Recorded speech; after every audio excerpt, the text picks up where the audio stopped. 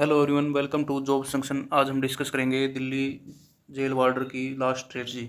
जो दिल्ली जेल वार्डर की वैकेंसी आई हुई है, इसकी लास्ट स्ट्रेटजी के बारे में बातचीत करेंगे। 15 दिन में आप अपना स्कोर कैसे बढ़ा सकते हैं। 15 दिन में आप अपना स्कोर 120, मान लो आपका स्कोर आ रहा है 125 आ रहा है, तो 120-25 से 140 तक आप कैसे जा सकते हैं, इसके बारे में बातचीत करेंगे। दिल्ली जेल वार्डर का जो एग्ज़ाम है वो 24 तारीख से स्टार्ट हो रहा है और ये गोल्डन से गोल्डन चांस है आपके लिए, तो इसकी तैयारी अच्छे से कीजिए। लास्ट 15 डेज आपके पास बचते हैं तो लास्ट 15 डेज़ की आपकी स्ट्रेटजी है, तो इसको हम डिस्कस करते हैं। चलिए शुरू करते हैं आज की वीडियो को। तो सबसे पहले देखिए, आपको टाइम मैनेजमेंट करना है। टाइम मैनेजमेंट के लिए आपको क्या करना है, यहाँ आपको टाइम मैनेज करना है। सबसे पहले टाइम अगर आप मैनेज कर लेते हैं तो आपका सिलेक्शन और अच्छे से हो सकता है। आपके कम से कम 10 से 15 नंबर आराम से बढ़ जाएंगे अगर आप टाइम मैनेज कर लेते हैं। तो 10 से 15 नंबर आपके, क्योंकि क्वेश्चन हमें आते होते हैं, लेकिन बस क्या होता है कि हमारे पास टाइम मैनेजमेंट की कमी होती है। उस टाइम मैनेजमेंट की कमी के कारण हम उन क्वेश्चन को कर नहीं पाते हैं। तो इसलिए आपको क्या करना चाहिए टाइम मैनेजमेंट के लिए, ये देखिए यहाँ पे आपको जो आपकी रीजनिंग है, रीजनिंग का सेक्शन है, उसमें आपको 40 क्वेश्चन है तो आप 30 मिनट दे सकते हैं उसको, रीजनिंग को। और जीके में आप 15 मिनट दे सकते हैं, मैथ में आप 40 मिनट दे सकते हैं, इंग्लिश में 20 मिनट दे सकते हैं, और हिंदी में भी 15 मिनट देनी होगी आपको। क्योंकि हिंदी में भी आपकी काफ़ी ऐसे जो गद्यांश हैं और ये जो मतलब कि पढ़ने वाले होते हैं क्वेश्चंस, उनमें आपका टाइम लग जाता है। तो हिंदी को भी ये नहीं है कि आप 5-10 मिनट में कर सकते हैं, कम से कम 15 मिनट तो दे के चलिए। और स्कोरिंग सब्जेक्ट होता है हिंदी।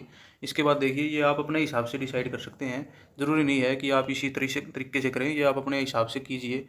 जो भी आपको ठीक लगता है उस हिसाब से आप इसको सेट कीजिए। क्योंकि आपको पता है कि आपकी रीजनिंग मजबूत है या फिर आपका मैथ, कौन से में आपका इंटरेस्ट है और कौन सा आपका ज़्यादा स्कोरिंग सब्जेक्ट है। तो मैथ अगर आपका ज़्यादा स्कोरिंग सब्जेक्ट है तो आप 40 मिनट मैथ को दीजिए, और अगर आपका रीजनिंग ज़्यादा स्कोरिंग सब्जेक्ट है तो आप 40 मिनट रीजनिंग को भी दे सकते हैं। तो इस प्रकार आपको ये मैनेज करना है, ये आप अपने हिसाब से एडजस्ट कर सकते हैं। लेकिन टाइम मैनेजमेंट की आप अभी से जब भी पेपर देने जाएँ उससे पहले आप अपनी टाइम मैनेजमेंट का ज़रूर ध्यान रखें और टाइम को मैनेज करके जाएँ। इसके बाद हम बात करते हैं लास्ट 15 डेज़ में मॉक टेस्ट कितने देने हैं आपको। लास्ट 15 डेज़ बचे हुए हैं आपके पास, तो लास्ट 15 डेज़ में आपको मॉक भी ज़्यादा से ज़्यादा देने हैं। अब ये 15 डेज़ हैं तो ये नहीं है कि 15 दिन आप डेली मॉक दो। 15 दिन आप डेली फुल मॉक मत दीजिए। फुल मॉक से कोई फ़ायदा नहीं होगा आपका। आप सेक्शनल मॉक दीजिए। सेक्शनल मॉक देना है आपको। जैसे मैथ है, मैथ का सेक्शनल मॉक दीजिए आप डेली। एक मॉक सेक्शनल डेली आपको देना ही देना है। और आप 2 भी दे सकते हैं sectional mock, 2 sectional mock math के जरूर दीजिए। और रीजनिंग का एक मॉक दीजिए, एक मॉक टेस्ट रीजनिंग का दीजिए, जिससे कि आपका टाइम सेव हो जाएगा। जो इंग्लिश है और जो हिंदी है उसमें आपको जो पढ़ना है वो पढ़िए।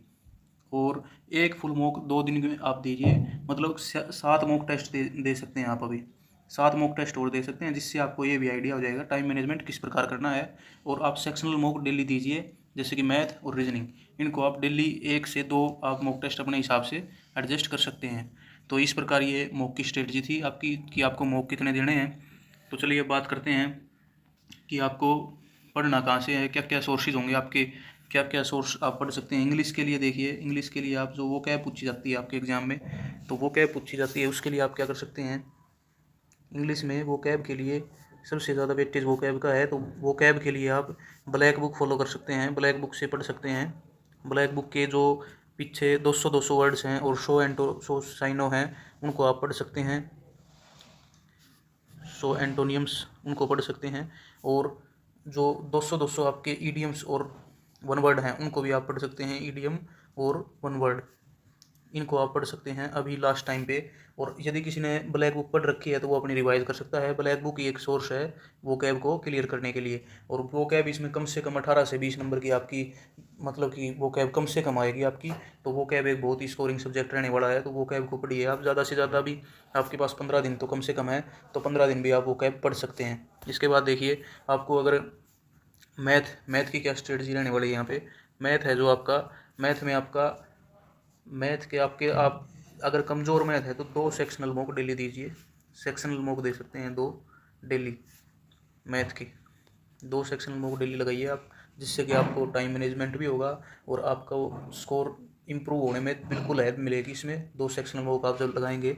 इसके बाद रीजनिंग है, रीजनिंग में आप 1 सेक्शनल वॉक डेली लगा सकते हैं। और जैसे ही कोई भी आपको ये दिखता है कि उसमें कोई भी कमी है किसी भी टॉपिक में, तो उसी टॉपिक को आप यूट्यूब से कर सकते हैं।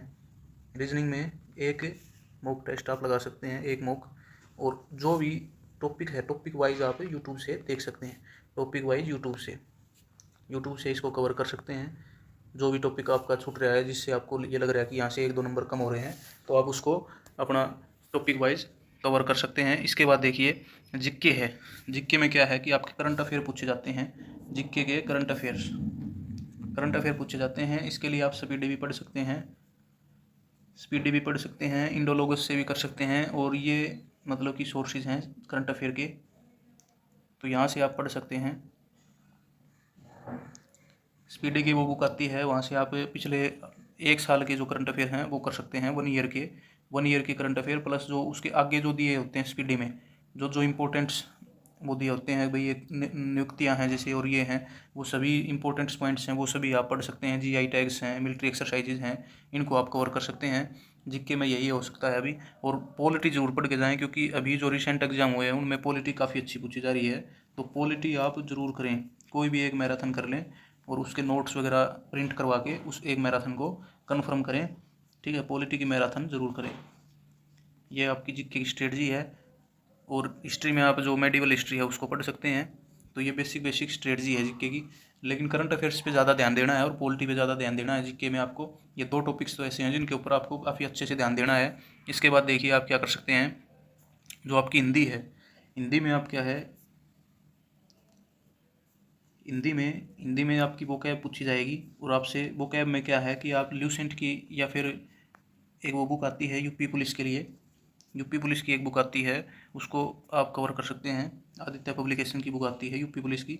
या तो आप हिंदी के लिए इसमें से ल्यूसेंट की वोकैब से कर सकते हैं, या फिर आदित्य पब्लिकेशन की बुक से कर सकते हैं। आदित्य पब्लिकेशन की बुक से आप इसमें से जो भी वोकैब आती है उसको कवर करें, उसको रिवाइज कर दें। हिंदी एक स्कोरिंग सब्जेक्ट है और इस प्रकार आप हिंदी को कवर कर सकते हैं। तो ये आपके सोर्सेज थे जिनके ऊपर हमने बातचीत करनी थी।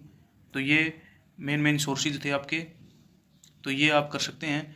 इसके बाद ये आपकी टाइम मैनेजमेंट थी और ये स्ट्रेटजी रहने वाले, जिससे कि आपको कन्फर्म 120 से आपको 140 जो आपका मतलब कि स्कोर है वो देखने को मिलेगा। आप मॉक टेस्ट लगाइए और वो भी सेक्शनल मॉक लगाइए, डेली लगाइए। ठीक है, ये स्ट्रेटजी आपके साथ डिस्कस करनी थी। थैंक्स।